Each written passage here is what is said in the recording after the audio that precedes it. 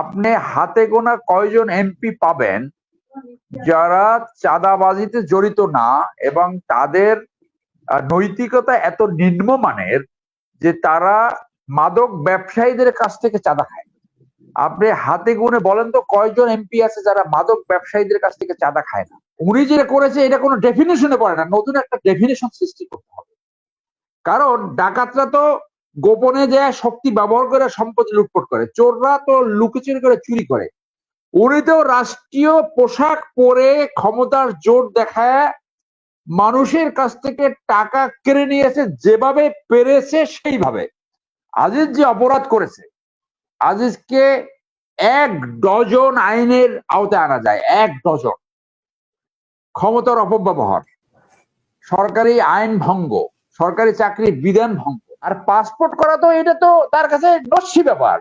শুধু পাসপোর্ট না, তার যদি ক্যারিবিয়ান আইল্যান্ডের পাসপোর্ট থাকে, অন্য দেশের পাসপোর্ট থাকে, তাইলেও আপনি আশ্চর্য হবেন না। সেইটাও কিন্তু আসতে পারে যে অন্য দেশের পাসপোর্ট তার কাছে থাকতে পারে। যে আমাদের যে রাজনৈতিক সংস্কৃতি, আজকে এই রাজনৈতিক সংস্কৃতি এবং রাষ্ট্রীয় ব্যবস্থা এবং রাজনীতির নামে যে অপরাজনীতি সৃষ্টি হয়েছে, সেগুলোই আজকে এই বেনজির, আজিজ এবং আনার সৃষ্টির জন্য দায়ী। বেনজির, আজিজ অথবা আনার একদিনে সৃষ্টি হয় না, এবং এইটা কোনো সুশাসিত দেশে এটা হতে পারে না। তো আমাদের রাষ্ট্রীয় সংস্কৃতি কোথায় দাঁড়িয়েছে? রাজনৈতিক সংস্কৃতি যে একটা লুটেরা তন্ত্র চলছে, একটা দুর্বৃত্তায়িত রাজনীতি থেকে একটি লুটেরা তন্ত্র সৃষ্টি হয়েছে, এবং এই লুটেরা তন্ত্রকে প্রমোট এবং প্রোটেকশন করে পরিবারতন্ত্র। কারণ লুটেরা তন্ত্রটা সৃষ্টি হয় পরিবারতন্ত্র থেকে। যারা এই লুটেরা তন্ত্রের শরিক হচ্ছে, যারা এই অপশাসন দুঃশাসন করছে, যারা মানুষকে নির্যাতন করছে, সরকারি কর্মকর্তা অথবা সিভিলিয়ান, তারা কোনো না কোনো ভাবে এই পরিবারতন্ত্রের কোনো একটা ব্রাঞ্চ থেকে, কোনো একটা শাখা থেকে প্রোটেকশন পায়। এক ধরনের তাদের কানেকশন থাকে, একটা আনহোলি অ্যালায়েন্স সেখানে হয়। তো রাষ্ট্রের পরিস্থিতি এমন দাঁড়িয়েছে যে যারা ক্ষমতাসীন তাদের সম্পত্তি হু হু করে বেড়ে যেতে পারে। একজন এমপির আপনার 15 বছরের সম্পত্তি বেড়েছে 2,43,000 কোটি। প্রত্যেক মন্ত্রী এমপির শত শত হাজার কোন সম্পত্তি তাদের বেড়েছে। তো সেই পরিস্থিতিতে রাষ্ট্র তাদের বিরুদ্ধে একটা তদন্ত করে না। আপনি হাতে গোনা কয়জন এমপি পাবেন যারা চাঁদাবাজিতে জড়িত না এবং তাদের নৈতিকতা এত নিম্নমানের যে তারা মাদক ব্যবসায়ীদের কাছ থেকে চাঁদা খায়? আপনি হাতে গুনে বলেন তো কয়জন এমপি আছে যারা মাদক ব্যবসায়ীদের কাছ থেকে চাঁদা খায় না? তাহলে যে রাষ্ট্র পরিচালনা, রাষ্ট্রের যে কালাকানুন সৃষ্টি হয়েছে, রাষ্ট্রের যে রীতিনীতি সৃষ্টি হয়েছে over the period of 100 year, 1000 years, যে রাষ্ট্রের কালাকানুন সৃষ্টি হয়েছে দুষ্টের দমন, শিষ্টের লালন, সেইটা আজকে বাংলাদেশে এই জায়গায় পড়ছে যে এখানে ঠিক উল্টোটা হয়েছে। দুষ্টের লালন এবং শিষ্টের আপনার তাদেরকে সরিয়ে রাখা। তো এই জায়গায় যখন রাষ্ট্র আসছে, রাষ্ট্র যেখানে অ্যাপারেন্টলি দুর্বৃত্তদেরকে প্রোটেকশন করে, প্রমোশন করে এবং নার্সার করে, সেই জায়গায় আপনার এই বেনজির, আজিজ অথবা আনার সৃষ্টি অত্যন্ত স্বাভাবিক প্রক্রিয়া। সেই সাথে যে ক্ষমতাসীন যারা আছে তারা ম্যান্ডেট বিহীন ভাবে আছে। যখন ম্যান্ডেট না থাকে তখন তাদের পলিসি দুর্বল হতে বাধ্য, তাদের ফরেন পলিসি দুর্বল হতে বাধ্য, তারা এই দুর্বৃত্তায়িত হতে বাধ্য। আজকে ম্যান্ডেট বিহীন হয়ে একদিকে ইন্ডিয়ার উপর নির্ভরশীল হয়ে গেছে, অন্যদিকে বাংলাদেশে বিভিন্ন বাহিনী, প্রশাসন, গোয়েন্দা এদের উপর নির্ভর করে আপনার সরকার পরিচালনা করছে। সেই ক্ষেত্রে এই বেনজির, আজিজ অথবা আনার, এইটাকে আপনার লালন করতে হয়েছে আপনার ক্ষমতায় থাকার জন্য। তখন আপনার ক্ষমতায় থাকার জন্য পুলিশ লাগবে। তো পুলিশ তো বলেই বসছে যে দেশের রাজা পুলিশ আর মাছের রাজা ইলিশ। তারা তো ঘোষণা দিতেছে যে আমরা আপনাকে ক্ষমতায় রাখি। তো আপনাকে তো ক্ষমতায় আমি রেখেছি। তো এইরকম বিভিন্ন বিভিন্ন বাহিনী অথবা গোয়েন্দা তারাও এটা পাবে, আরে ক্ষমতা তো আমি রেখেছি, আপনি তো জনগণের ভোটে ক্ষমতায় নাই। যার জন্য সরকার ক্ষমতায় টিকে থাকার জন্য এই যে দুর্নীতি, অপকর্ম, দুষ্কর্ম করেছে, কোথাও কোনো কিছু তারা টেক কেয়ার করতে পারে নাই, কোথাও তাকে বিচারের সম্মুখীন করতে পারে নাই, তদন্ত করতে পারে নাই। অথচ প্রচলিত নিয়ম হলো প্রজাতন্ত্রের কর্মচারীরা যদি কোনোভাবে অনৈতিকতা অথবা দুর্বৃত্তের সাথে জড়িত হয়, সাথে সাথে তদন্ত করতে হবে, তার বিরুদ্ধে ব্যবস্থা নিতে হবে। তো বেনজির ভাবলো যে আমাকে দিয়ে যখন আপনি সরকারে আছেন, আমার তো জমিদার হইতে হবে। তো উনি তো সবই কিনছে। কোথায় তার জমি নাই বাংলাদেশে? বান্দরবনেও তার জমি আছে। আচ্ছা, জমি, গাড়ি, বাড়ি, নারী, তো কি নাই? কোন দিকে সে নাই? আজকে পুলিশ বাহিনীতে মানে ডেফিনেটলি অনেক ভালো অফিসার আছে, কিন্তু 28 জন আইজিপি ভিতরে এই একজন যে বেনজির সৃষ্টি হলো, এটা তো আমার ধারণা পৃথিবীর ইতিহাসে আপনি খুঁজে পাবেন না যে কোন দেশে এইরকম একজন আইজিপি কখনো এসেছে কিনা, আপনি খুঁজে পাবেন কিনা যে তার এই টাকা, এই পরিমাণ টাকা তার যদি দুর্নীতি করতে হয়, লুট করতে হয়, ডাকাতি করতে হয়। আজকে এক জায়গায় আলোচনা হচ্ছিল যে সে যেটা করেছে এটাকে করাপশন বলা যাবে না, এটাকে ডাকাতিও বলা যাবে না। উনি যেটা করেছে এটা কোনো ডেফিনেশনে পড়ে না, নতুন একটা ডেফিনেশন সৃষ্টি করতে হবে। কারণ ডাকাতরা তো গোপনে যায় শক্তি ব্যবহার করে সম্পত্তি লুটপাট করে, চোররা তো লুকোচুরি করে চুরি করে। উনি তো রাষ্ট্রীয় পোশাক পরে ক্ষমতার জোর দেখায় মানুষের কাছ থেকে টাকা কেড়ে নিয়েছে, যেভাবে পেরেছে সেইভাবে। ওনার টাকাগুলো কিভাবে উনি এই টাকাগুলো বানিয়েছে, এই 1000 কোটি টাকা কিভাবে বানিয়েছে আমরা ধারণা করতে পারি। মনে করেন অস্ত্র কেনা, গোলাবারুদ কেনা, রেশন কেনা, মেডিসিন কেনা, নিয়োগ, বদলি, এরপরে বড় বড় দুর্বৃত্তদের মামলা উইক করে দেওয়া, এবং যে ব্যবসায়ীরা রয়েছে সেই ব্যবসায়ীদেরকে ডেকে ভয় দেওয়া।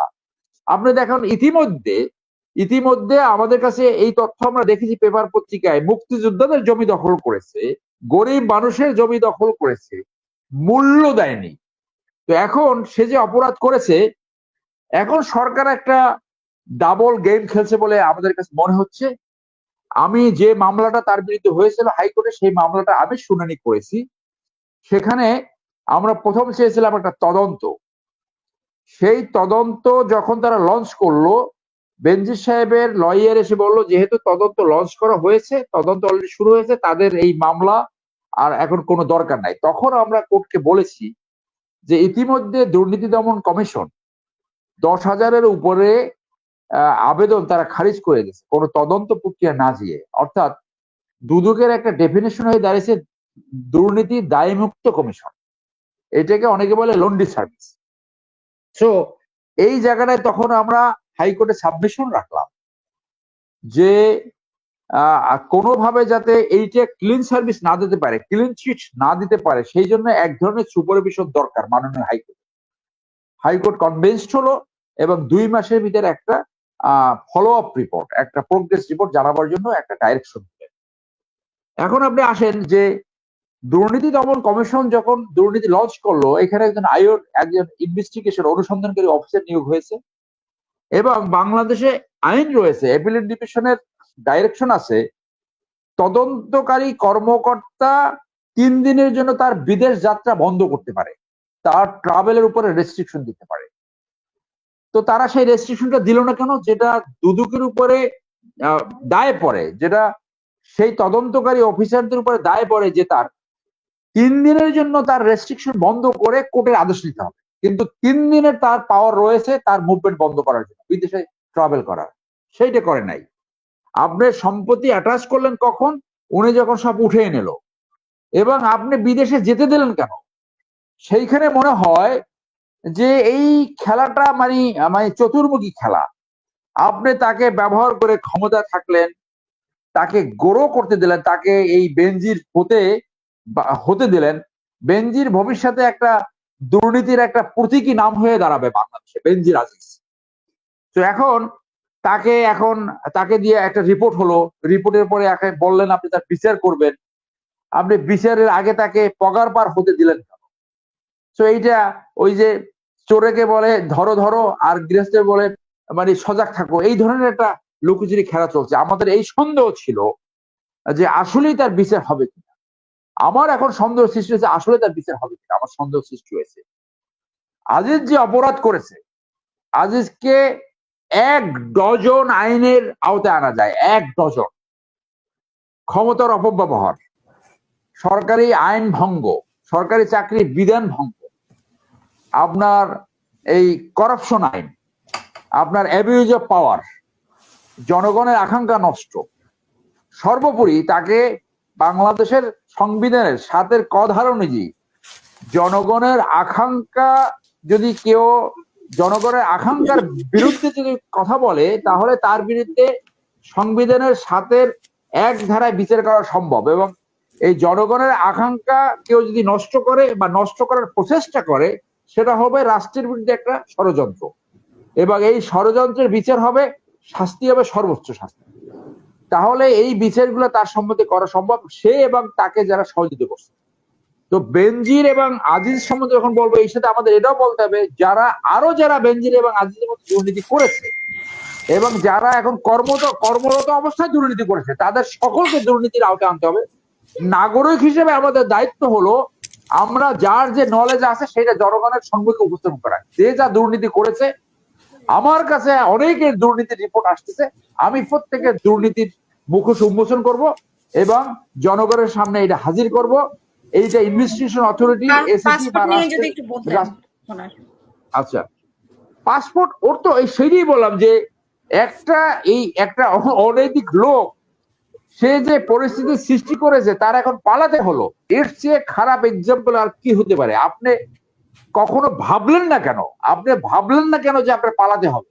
আপনি তো 2 দিনও টেকতে পারলেন না। তো আপনি ঢাকা বিশ্ববিদ্যালয়ে ইংরেজি ডিপার্টমেন্টে লেখাপড়া করেছেন, আপনার এইটুকু অ্যাপ্রিসিয়েশন করতে পারলেন না। এবং সে শুধু দুর্নীতি করে নাই, তার ওয়াইফ, তার শালা, তার শাশুড়ি, সবকিছু। তার একজন নিকট আত্মীয় আমার কাছে এসে বলছে, ভাই আমাদেরকে মাফ করে দিও, তোমরা এই যে মামলা টামলা করছে ফাইন, তাকে নষ্ট করছে তার শাশুড়ি, তার শালা এবং তার স্ত্রী। এই সবগুলোকে বিচারের সম্মুখীন করতে হবে। আর পাসপোর্ট করা তো এটা তো তার কাছে নস্যি ব্যাপার। শুধু পাসপোর্ট না, তার যদি ক্যারিবিয়ান আইল্যান্ডের পাসপোর্ট থাকে, অন্য দেশের পাসপোর্ট থাকে, তাইলেও আপনি আশ্চর্য হবেন না। সেইটাও কিন্তু আসতে পারে যে অন্য দেশের পাসপোর্ট তার কাছে থাকতে পারে। তো এইটুকু হলো না যে আপনি এইভাবে ব্যবহৃত হলেন, আপনাকে এখন ছুরি ফেললো। এইটা সরকারি কর্মচারীদের প্রতি একটা বার্তা যে দুষ্ট রাজনীতিবিদরা আপনাদেরকে ব্যবহার করতে চায়, আপনি ব্যবহৃত হবেন কি হবেন না সেটা আপনি ভেবে দেখেন। ধন্যবাদ।